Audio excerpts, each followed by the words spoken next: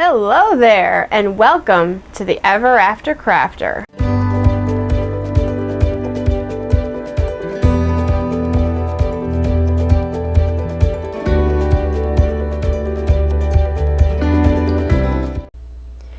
Okay, now for the supplies. What you're going to need for this project is some wooden blocks. Now, the size of the blocks is up to you.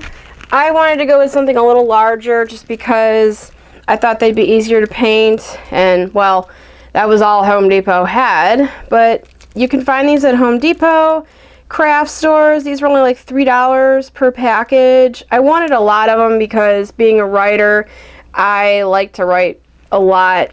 Like, I want to do more than just one word, okay? Like, some people might just want, like, you know, create or whatever, or family.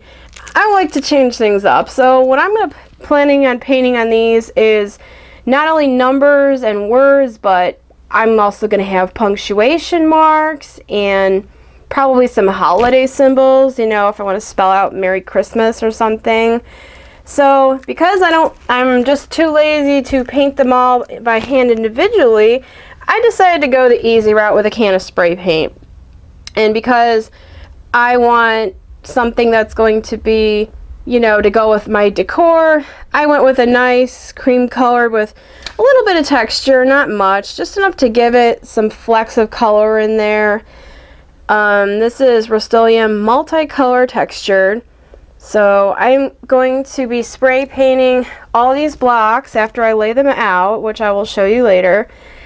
And then now to put the letters and numbers on them, it's kind of up to you how you do it. You can paint them on, as it shows in here on the label. You can either do stickers.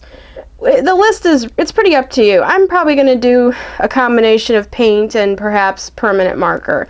One thing you want to keep in mind when asking yourself how many blocks you need is that, okay, there's 8 blocks here, and that gives you 32 surfaces to work with since each block has 4 sides. Okay, well, what you want to remember is that you want to keep one side of every block blank. So it's just going to be the spray painted. And I'll tell you why. Because whatever word or phrase you choose to spell out, you're going to want to be able to flip the remaining blocks to their blank side so as to give you a sort of background. I would advise maybe choosing a light color for the background and then going with a dark letter. You can do it the other way, where you put a dark color background and, you know, a light letter, but that might be harder to get white paint to show up unless you're going with like some sort of clear sticker. But I did a calculation, and because I want to spell out just about whatever I want with like maybe sentences or whatever, I calculated I would need up to about 10 vowels, you know, or 10 of each vowel, maybe 3 or 4 or 5 of each consonant, 4 of each number, about 15 different holiday blocks. It really is up to you. I tend to go overboard with things, but this is how I'm doing it, so I really like to see how you do it. So without further ado, I am going to go spray paint these. And how I plan to do that is I'm going to lay them out on an old tablecloth outside, and I'm just going to spray the heck out of them. See you then. Bye.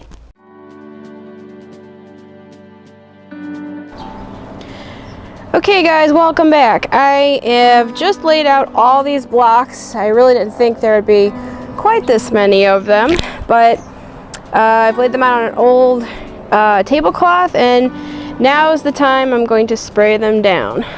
Make sure you follow the instructions on your spray can, and let's get started.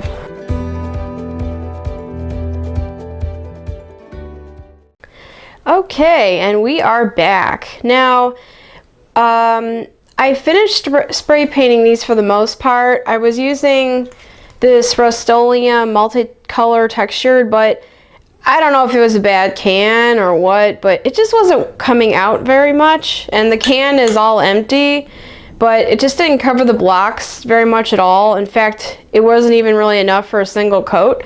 So I took a second trip to Home Depot, and I came back with this. It's also by Rust-Oleum because that's all they have. I wanted chalked ultra matte paint. It's kind of like a cream color. I didn't want anything shiny. So I've used about half a can of this for the first coat of my blocks. Okay, now this block has not been painted at all. These have. So these have like a partial texture, and on like the other sides they kind of have like a little bit of a layering of the chalk one. I may go back and do another coat. They actually have to be flipped over because the one side was down on the tablecloth. But I actually kind of like them not being completely solid as a color, you know, because I did want a little bit of a two-tone. And then, you know how I said you can do the lettering with marker or paint? Well, I've decided to go with some stencils, which these I found at Walmart. It was like a kit. There's like 3 different stencils, 1, 2, 3. This was like under $3. But when choosing a stencil, you want to make sure that it fits on your block, like that each letter fits on your block. Like the largest letter is W, and if that one fits, they'll all fit. So that's a pretty good size. And you want to pick a font that is easy to read. Like I think these are pretty easy. I didn't want anything too fancy because if every letter is cursive and they're not joined together on the blocks, then it's going to look kind of funny. It's going to look, well, disjointed. And then I also, at Walmart, I picked up these stencil brushes, again, under $3. Easy to clean, easy to rinse out. And this paint was like 50 cents, I think, also at Walmart. I'm going with the burnt umber, which is kind of like a chocolate brown, for those of you who don't speak art. And I think it'll go nicely with this cream color flecks poking out in the background. So I am going to give these another spray coat of this chalk just to kind of make the color more uniform.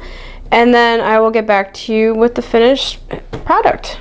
So see you then.